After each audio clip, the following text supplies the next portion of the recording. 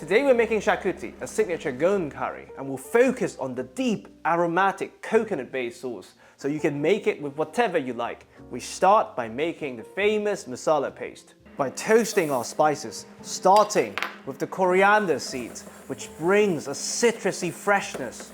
For me, this is the cooling agent for a dish that will have so much warmth, and that's why we're being very generous with the coriander seeds. And like all dry spices, we're toasting them for the essential oils to be released, for them to become more aromatic and fragrant. And we do them individually to have more control. Some spices burn quicker than others, and burnt spice means unwanted bitterness.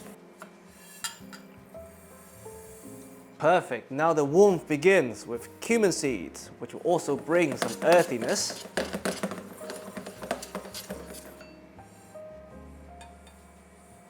Fennel seeds for some subtle licorice sweetness. Well, subtle was a strong word. Cloves for warm spice and a sweet kick. More warmth from a cinnamon stick, and as the look suggests, a bit of woody note. Black peppercorns for some subtle heat. Dried chillies of your choice for some real heat and color. And this is really to taste. And now, what really differentiates this from garam masala? Some poppy seeds. This will bring some subtle nuttiness and texture to the curry. Perfect. Now, if I were making a dry spice mix, I would let them cool down completely before pounding or grinding to prevent clumping. But since we're making a paste, we go straight away. Always go from hard to soft. And for better texture, we remove the seeds from the dried chilies.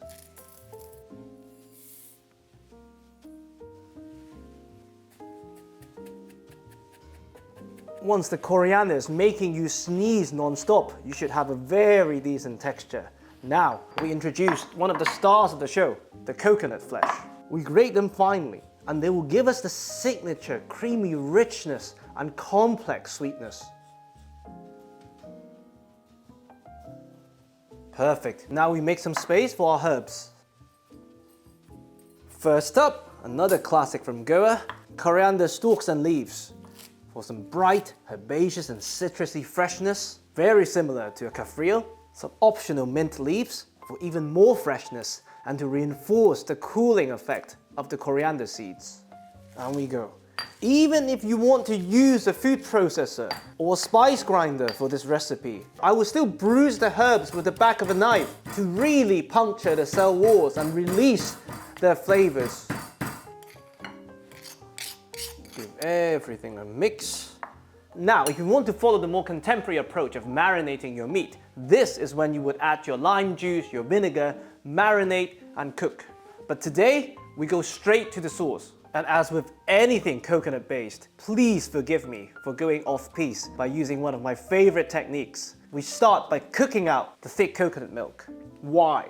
Through heat and evaporation, this will separate the coconut oil from the coconut solids, toasting the solids in the process, giving us the foundation to build on with our grated coconut to create that nutty sweetness that you associate with this curry. And since we'll be using coconut cream anyway, this reduces the total amount of fat used in this dish, giving us something that is creamy, rich, but not heavy at all. It's a very common technique used in Southeast Asian cooking, and if you've never done it before, please, please, please give it a try. It really is something special.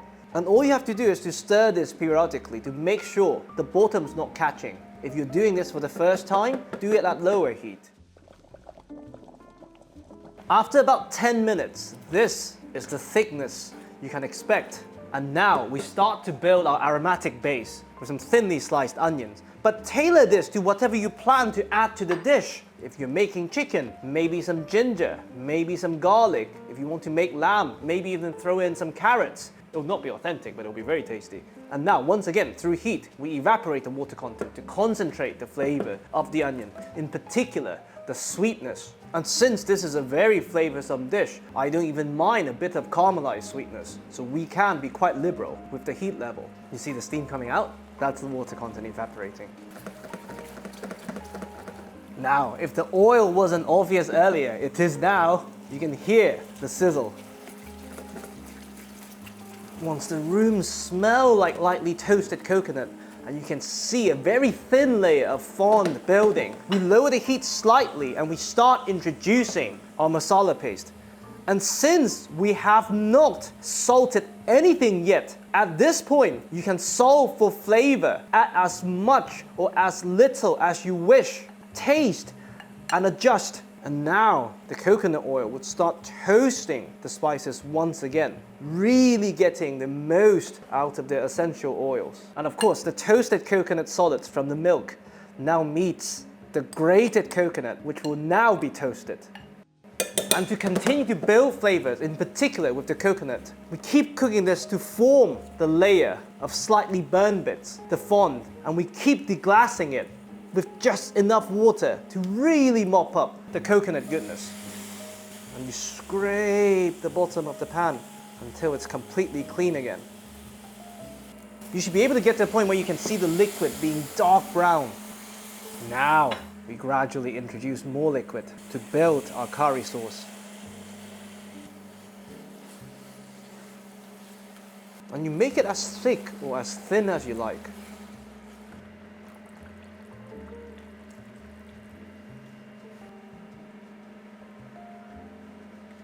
You taste and adjust for the seasoning. And at this point, your base is ready. It needs a minimum of 20 minutes to simmer for the flavors to really mix together. But you can cook this for as long as you want, so time it accordingly with what you want to cook with it. And since we omitted the acid during the paste making, add a very generous amount of lime juice once you finish cooking, as the acidity and brightness would evaporate over time. This is Xacuti.